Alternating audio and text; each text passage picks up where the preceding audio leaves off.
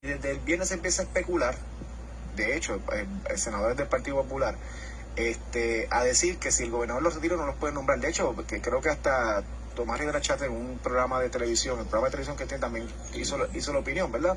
De que no se puede volver a renominar, ¿verdad? Yo digo, pero jugar un poco con eso. A lo mejor el asesor a José Luis Dalmau en la autoconvocatoria. No creo.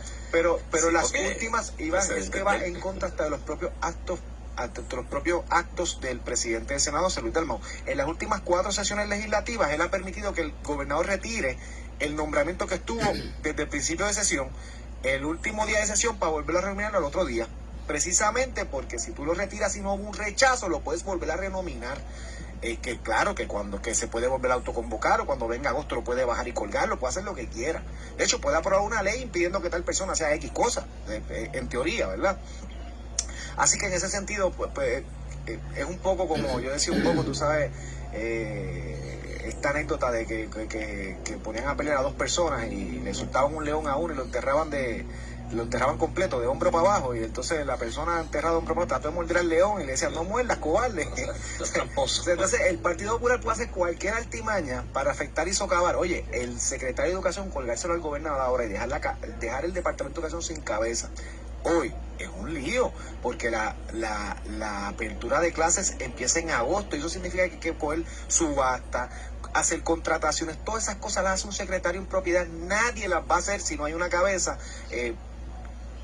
Todos los preparativos que se hacen para una apertura de clases, sin hablar del proceso de nombramientos que empiezan ahora en julio, para que en agosto estén los maestros en sus salones de clase. Entonces, el Partido Popular puede autoconvocarse, cosa que no ha hecho, o sea, para evaluar unos nombramientos que en muchísimos casos no lo hizo en los pasados 2 años. Entonces se puede autoconvocar para jugar a la política y afectar al gobernador, pero el gobernador no puede utilizar una estrategia para evitar que le socaven en las funciones del Ejecutivo. Entonces es una cosa, tú sabes, como que juega limpio, no muerda, no, hombre, no. Creo que la jugaron muy bien. Obviamente el gobernador, que no es esta persona que tiene rencor, que le gusta la animosidad, que le gusta la pelea, la confrontación, ya se reunió con José Luis Dalmau, presidente del Senado. Y por lo que he escuchado, ¿verdad?, lo que se ha especulado, lo que se ha discutido, pues hay un acuerdo ya de nombrar una tercera persona en la próxima semana al puesto de receso, y José Luis Dalmau se compromete a no tratar de chavar al Ejecutivo hasta que empiece el periodo de la nueva sesión legislativa en agosto y evalúen en los méritos a quien sea, hombre o mujer, el nominado a la Secretaría de Educación, como no lo hicieron a Ángel Toledo, el licenciado Ángel Toledo, y pues, ¿qué te puedo decir?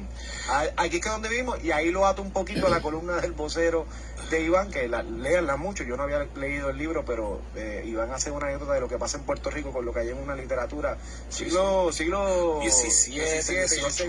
finales del 17, principios del 18. Una literatura y muy interesante, así que la recomiendo para que aprendan un poquito y se rían un poco, porque me reí un poco con la columna. De hecho, Jonathan Swift, que era el autor de esa época, era precisamente eso.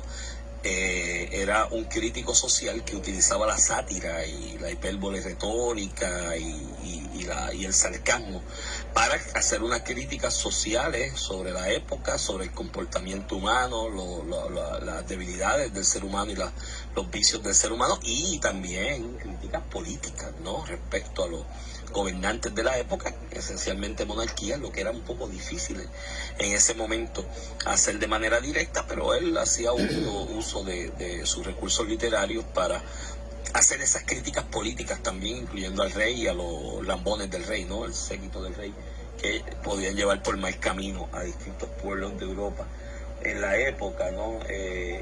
Y todo el mundo, quizás mucha gente recuerda los cuentos o los viajes de Gulliver como si fuesen un libro infantil, porque en el uso de la fantasía se inventó una isla que volaba. Entonces está este doctor Gulliver, de apellido Gulliver, que se monta en un viaje con alguien más y llega a este destino que se especula por las coordenadas que él da de alguna manera en el relato del cuento, o de los cuentos, pues eran varios cuentos. En esta primera era la isla de Lilliput, que es lo que señalan muchos que es lo que se conoce hoy como Tasmania, ¿no?, allá en la parte oriental del continente de África. Y él hablaba de esta isla voladora, se llama Lilliput, que estaba habitada de unos enanitos como de 6 pulgadas de alto, y él parecía un gigante. Cuando él llega lo arrestan y lo detienen, y ahí no es un gigante atacarnos, ¿no?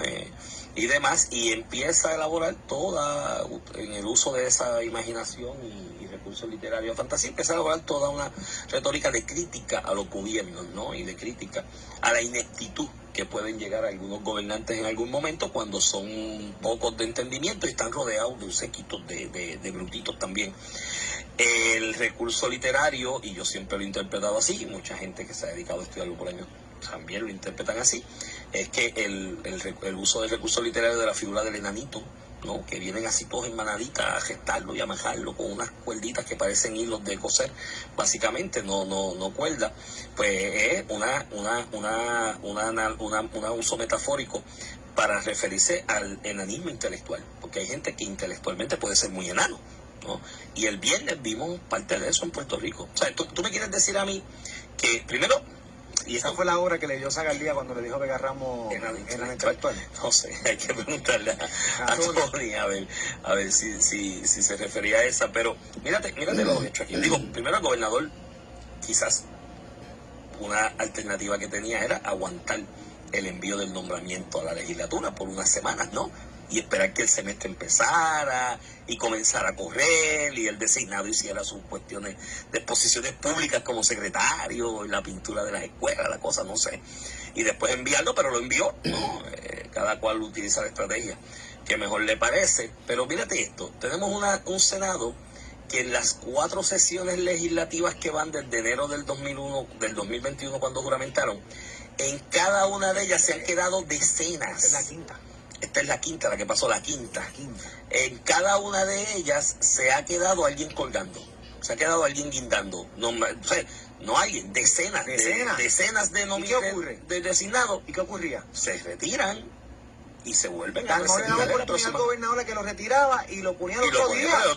Yo no recuerdo en esto, anécdota. De hecho, no decía, no, pero tranquilo, porque lo van a retirar, lo van a poner, se lo consideramos después para el próximo. Sí, exacto, y eso era lo que decían, ¿no? Yo recuerdo en uno de esos, en esas designaciones, en la primera sesión, conversando con alguien allí. A Enrique Volker lo tuvieron como 3 sesiones, a la de Naneta, sí, a Naneta también. Es que después pide retíralo, porque ya me manoseó tanto mi nombre que a lo mejor ella, oye, que muy legítimo de parte de ella. Yo te voy a decir lo que está pasando ahí, que las presiones son económicas para que cosas que ya no quieren. Mira, no me voy. Eso es todo, Iván, ahí hay cabildeo popular. Sí, y en el caso del Prince hemos dicho por dónde es, son unas licencias, hay unas cuestiones de software que son productos millonarios, multimillonarios. Hay gente que no se presta para eso, no lo hizo Enrique Volker, no lo hizo esta persona. Y ahí parece que en el Senado hay un interés apremiante de ellos de que se atienda esa parte de esas licencias a esa compañía, que de hecho esto es viejo. En la administración de Alejandro García Padilla, una persona entendida en el tema, va donde la secretaria de Gobernación, esto me lo dice una persona muy cercana a esa persona, que no tengo por qué dudarlo, fue donde la secretaria de entonces de la Gobernación, con estas mismas licencias, Ingrid Vila, que era la epítome de la pulcritud administrativa en Puerto Rico para alguna gente y algunos grupos, y le digo, mira, en este asunto de las licencias nos podemos ahorrar aquí entre 20 y 30 millones si hacemos estos cambios y usamos estas otras alternativas. Y ella le dijo, eso no se le cambia ni una coma. Eso es lo que hay ahí en el PRIX. Y en educación no es nada distinto, Ramón. Decenas de nombramientos colgados, decenas de nombramientos que no se consideraron en la sesión ordinaria, y la alternativa fue retirarlos para volverlos a nominar. Otros a última hora en un proceso de cabildeo se nominaron, se confirmaron, y eso fue lo que ha pasado. Entonces, de momento, con la designación de Toledo a secretario de Educación, el Senado sintió la imperiosa necesidad de autoconvocarse para atender esos nombramientos, porque había que atenderlo, pero gallo, sí, porque era para colgarlo. Y utilizaron, hubiera sido para atenderlo. Y cogieron 16 más. Pública y lo hacían. Y cogieron 16 más de token para decir, no es para colgar el de educación, es que vamos a considerarlo todos. Miren, buste, era para colgar el de educación, y ahí te iba a llevar enredado algunos cuantos de nosotros, y a lo mejor confirmabas algunos de nosotros para hacer el show y el aguaje, ¿me entiendes? Y eso es lo que es prerrogativa, que yo creo que está mal, pero que lo hagan. Lo que no se pueden quejar es cuando el gobernador haga lo de él también. A mí lo de la autoconvocatoria, que eso se validó aquí en algún momento legalmente, yo tengo mis reservas y las voy a seguir teniendo de momento. Pero bueno, se autoconvocan y con la intención. Entonces, el argumento y el planteamiento, porque de la boquita de algunos ha salido durante el fin de semana, es que la única razón de autoconvocarse para colgar a Toledo es porque iba a repartir el bacalao de educación. porque está empezando el año Lo pusiste fiscal. en la columna. Y está, sí, Lo dijeron. lo dijeron. Empezó el fin de semana, empieza nuevo presupuesto en enero, las clases en agosto, inicio del año escolar que corre de agosto a mayo, y se reparten contratos, se firman contratos de servicio, de otras, En toda la índole. de julio, Pero en educación más, porque el año escolar corre de agosto a mayo, y son 3.000 millones de pesos que se dan, digo, no los 3.000, pero se da mucho contrato, y con 3.000 millones de pesos hay chavos para el contrato. Y ellos dijeron, vamos a colgarlo, porque ese no era el que le gustaba, porque no tenían acceso a él.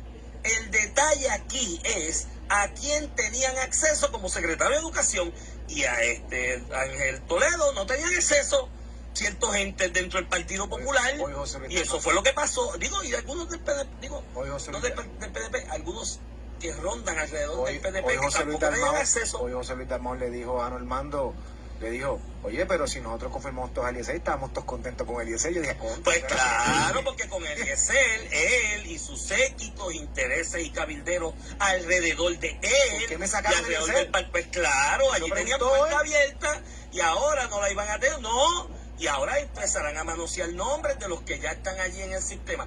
Y al fin y al aposte, ustedes saben lo que demuestra esto: enanismo intelectual y estupidez.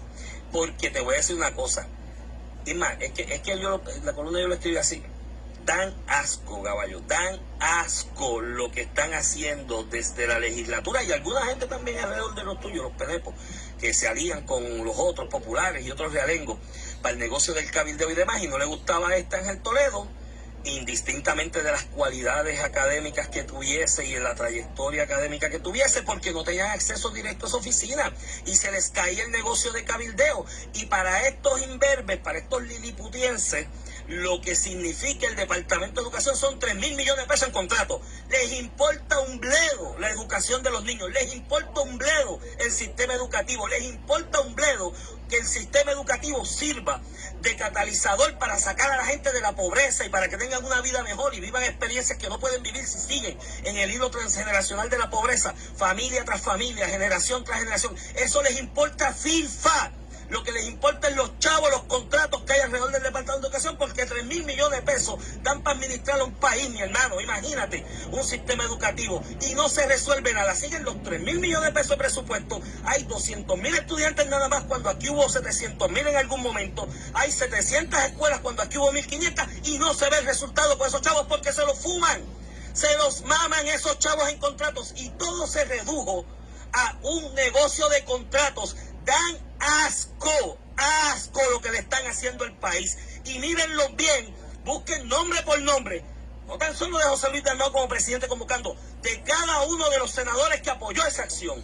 Y busquen alrededor también analistas, comentaristas y demás, que además de eso son cabilderos, y pónganlo, los que se fueron a defender la acción y estaban defendiendo la acción, pónganlo en la página de hecho también, porque le importa un bledo el país, le importa un bledo de educación. Y los constitucionalistas también. Los constitucionalistas que se prestan para hacerle el caldo gordo de opinión a esas barrabasadas en contra del país, en contra de nuestros niños, en contra de la educación del país, pónganlo en la página de hecho también, porque son unos buscones también. Son una partida de buscones hipócritas. Dan asco. Iván.